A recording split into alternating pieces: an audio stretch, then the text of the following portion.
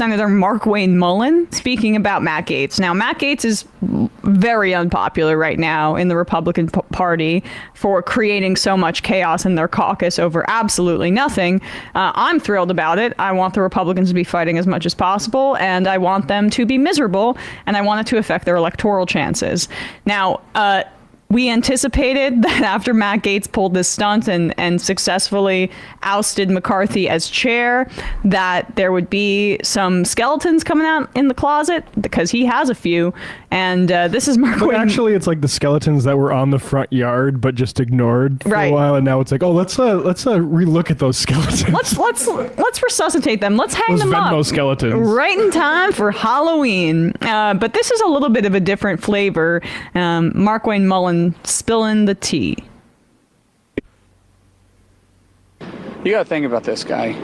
This is a guy that the media didn't give a time of day to after he was accused of sleeping with an underage girl. There's a reason why no one in the conference came and defended him, because we had all seen the videos he was showing on the House floor that all of us had walked away of the girls that he had slept with. He'd brag about how he would crush ED medicine and chase it with an energy drink so he could go all night. This is obviously before he got married. And so when that accusation came out, no one defended him, and then no one on the media would give him a time of the day. All of a sudden, he found fame because he opposed the Speaker of the House back in November, and he's always stayed there. And he was never going to leave until he got this last moment of fame by going after a motion to vacate. So it's important to know Congressman Gaetz has never been charged with any sex trafficking crime, and he gave this statement to CNN in response. I guess that's important to know. Markwayne Mullin and I have said 20 words to each other on the House floor. This is a lie from someone who doesn't know me and who is coping with the death of the political career of his friend Kevin. Thoughts and prayers. Ha! Fun. More infighting. Give it to me, baby. I also like how what's his name? Markwayne Mullin. Yep. How he was like, obviously this happened before he was married, and I got to say, not so obvious. No. Why is that obvious? Yeah, it's not obvious at all. I didn't even know Matt Gaetz was married. And with these, he's married to the sister of the guy who made the Oculus Rift. The Nazi guy, Palmer Luckey? Yep, his sister. All right. Well, I mean, very weird how they're all like intertwined and intermingled, and very weird. And very weird how, I mean, this is such a kind of childish point, but those Freedom Caucus far right young kind of, and structurally that's not. Nope. The young Congress people and stuff like Marjorie Taylor Greene and Lauren Boebert and Matt Gaetz, they party. They go at it. I mean, like we saw with Boebert going ham, clearly drunk, vaping in the Beetlejuice concert. Beetlejuice show, and Matt Gaetz, he's partying it up, Venmoing 17-year-olds through his friend for very normal reasons. Yeah, let's be totally fair. He Venmoed a certain amount to a guy who the next morning Venmoed that same amount to 3 different teenage women. Just a coincidence. Yeah. I mean, maybe he was paying them for a ride or something like that. Or maybe it was just completely coincidental. Like, here's 2,000 from one guy, and here's 2,000 out to 3 young women. Just a coincidence that happens. Hey, the used furniture market is really, it goes underground, and when people are buying, chairs and desks from each other, there's not always some sort of tax record of it. We shouldn't be so pure. Even if he was just paying them back for a ride, why is a grown man getting a ride from teenage girls? What are you doing? Yeah. Involving a 17-year-old. Yeah. Like unless that 17-year-old is like a member of your family or something, a grown man should have nothing to do with a 17-year-old. Is it your daughter's friend? Oh wait, you don't have any kids. Why are you with a 17-year-old?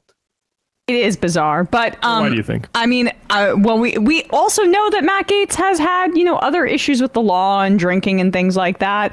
But he had a very well-connected father who's been involved in Florida politics for a very long time, and that kind of just got swept under the rug. But when you openly antagonize the Republican Party, Madison Cawthorn got a taste of this when everyone turned on him after he talked about the coke orgies that he said allegedly Republican members were engaged in. Mm-hmm. You want to screw over the entire leadership structure of the Republican Party ahead of an election when Donald Trump is the likely nominee and people do not seem to have, I don't know, a lot of, I would say, faith that Trump can lead that party to some sort of electoral victory with abortion on the ticket. Like that's you're messing with people's jobs there, and they're going to come for you. Just to get some of the details correct, this is from a Daily Beast piece. Gaetz paid accused sex trafficker who then Venmo'd teen, not the headline you really want to see, in 2 late-night Venmo transactions in May 2018. Representative Matt Gaetz sent his friend, the accused sex trafficker Joel Greenberg, $900. The next morning, over the course of 8 minutes, Greenberg used the same app to send 3 young women varying sums of money. In total, the transactions amounted to $900. The memo field for the first of Gaetz's transactions to Greenberg was titled "Test." I'm just testing this $900 transaction out. Yeah, right. In the second, the Florida GOP Congressman wrote "hit up blank," but instead of blank, Gaetz wrote a nickname for one of the recipients. The Daily Beast is not sharing that nickname because the teenager had only turned 18 less than 6 months beforehand. When Greenberg then made his Venmo payments to these 3 young women, he described the money as being for tuition, school, and school. Now, I'll just say, I don't know why a sex trafficker is paying Venmoing young women money for school, but I will just say, like, anybody against public higher education paid for by the state, it wants this to happen more and more. Wants this to be used as a point of leverage, not always for like sex, but for just coercion in general. And one of those ways to coerce is like, oh yeah, you want to pay for college, you want to pay for Florida State, you want to pay for that, get in this Uber and come over to my hotel. And it's fucking sick. And all of this stuff that where we have life's essentials, whether it's shelter, whether it's education, price discriminated against, is set up to enable this kind of abuse. That's a great point that I never thought of, because I think we've talked about this on the show before about how the defunding of public education is a way to make younger people more insecure for things like, child labor, or more pliable for jobs that are going to pay them low wages even when they turn 18, right? It's just they don't have the education to challenge power in that way. But all the stuff, removing sexual education, the grooming rhetoric, and all of that is a way to make children less knowledgeable about what sex really means and what consent is, and more vulnerable to predators like, alleged predators like people like Matt Gaetz. Or friends of severely accused predators who've like Venmo'd them. Right. Right. We are protecting ourselves here. I mean, Greenberg, you look up this guy, you search Greenberg and IDs. There's a guy who I believe authorities found, when they raided his offices, found a whole bunch of IDs spread out that were supposed to be expired, spread out over his desk, which... Look, having a fake ID, let's not think about this on an individual level of like, oh, I had a fake ID, it wasn't that big of a deal. What is a guy like this being in charge of fake ID program? What kind of leverage do you think he can hold over like young women who he gives a fake ID for? I can just say this from experience. I mean, I remember being 17 or 18 and trying to procure a fake ID and like having this little, working with my friends saying like, can we find this website, this foreign website, and go to a Western Union, pool our money together, see if we can get IDs. Like, getting ripped off. Like, we were completely dumb. And if some creep comes in and says, hey, I've got connections to the DMV, which is, they were at the DMV late night is my recollection, right? Oh, that's a good question. I believe they were, and they were videoed coming in there after hours. That is the definition of an entrapment kind of grooming scheme, if that is the case. I can't believe nothing's come of it, but I guess I can. That's what happens when you are politically connected. Mm-hmm. Right. I dropped another video, by the way, in the chat. Apparently, Markwayne Mullin is got more on Matt Gaetz that he's. Oh, he does. All right, here we go. Let's load it up. He's not done. Yeah. Markwayne Mullin, he's got something. G-chat Binder? No, it's in our ping. In the ping chat. Yeah, he clearly is doing has got to be in his bonnet about Gaetz. If people recall, Markwayne Mullin was the guy that grilled one of the union leaders about ruining businesses and things like that. Versus Teamster, yeah. Yeah, he's a small business owner that he inherited from his father, and that the union bosses don't understand the value of hard work. So I guess he's probably doing some of the dirty work here for other members. I've seen people online call this Matt Gaetz getting Cawthorned. This is what happens. That's what I said earlier. Yeah. Yeah. Right. You did. I'm sorry. I forgot. No, it's fine. It's fine. Cite your sources, Bender. Yeah. Jeez. As Emma Vigeland said just minutes ago. But I mean, McConnell weighed in on this, and it's considered untoward to weigh in on House business. But he basically said, "Don't do the motion to vacate next time, and whoever becomes the next speaker can't put that agreement in." So maybe Mullin's the bad cop here. This is him talking more about Matt Gaetz's behavior in Congress. It wasn't too long ago that no one would even touch him because he was being accused of sleeping with underage girls, which honestly, there was no colleagues that came out and defended him because, quite frankly, the stuff that he would show on the floor and the stuff he would brag about on the floor before he was married, we probably thought, well, that's reasonable, and we would always have to walk away from him. And so this individual that you have here, I don't think what he's done is something to be expelled, but this is something that his constituents back in Florida should make a hard look at. I mean, there was many times that he would go out on news programs in the evening, and he would tell me personally, hey, I got to go sell my constituent catheters, because all he was doing was selling himself, and evidently his constituent base is an older base, and that he thought that was funny. To me, that's not funny. You take your job and make it serious, do what's right by it, and serve. This isn't an opportunity for you just to have an opportunity to promote yourself, which that was what Matt Gaetz' goals was. And so now that he wasn't relevant before Speaker McCarthy, the Speaker McCarthy opposing him has made him a credible candidate somehow, and allowed him to get all the attention that he was seeking beforehand. And he's going to continue to do this, even if it's the next speaker, because he has to seek that attention. I mean, remember what I said, Emma, this is retail politics. This has nothing to do with policy or principle anymore. Well, just jumping in really quickly, those accusations I know you brought up earlier, just those are allegations. They were never proven. And again, Congressman Gaetz has denied those.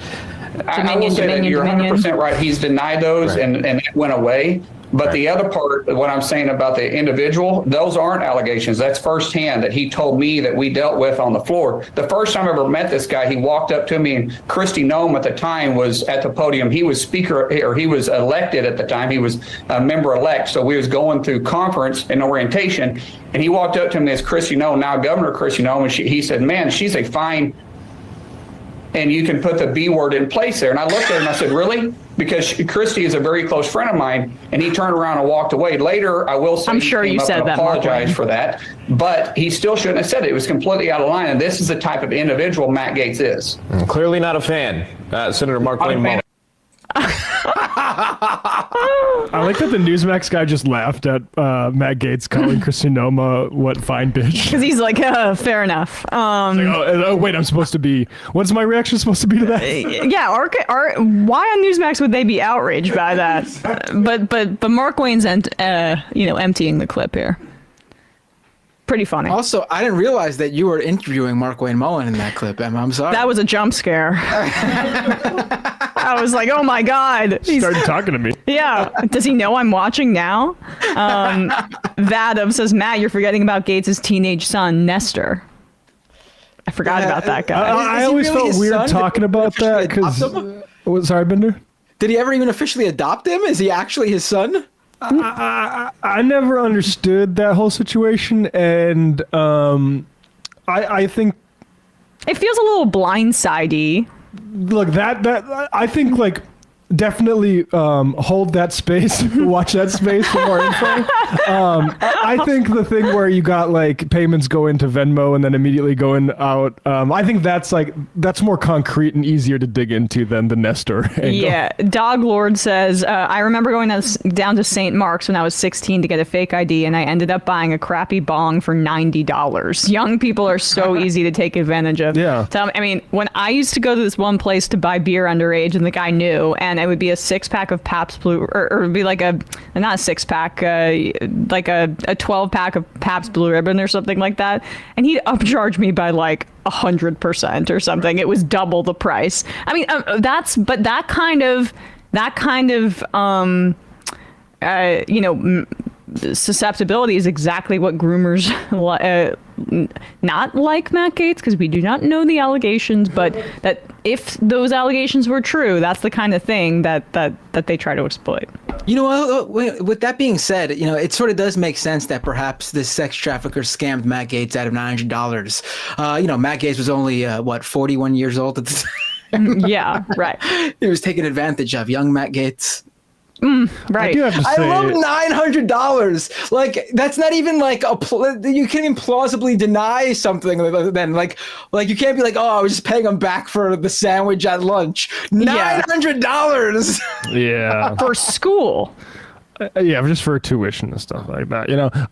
Also, the phrase crushing erectile dysfunction medicine and Red Bulls or whatever Markwayne Mullin said, maybe like America 21st century. That should be put on our money. ED medicine and energy drinks. Yeah, I mean, there's nothing more American than that. That's bragging about it. I mean, and then behind the scenes, what he really means is like blow. Not energy drinks, but probably. Right. No, I think you're right. Yeah. Yeah.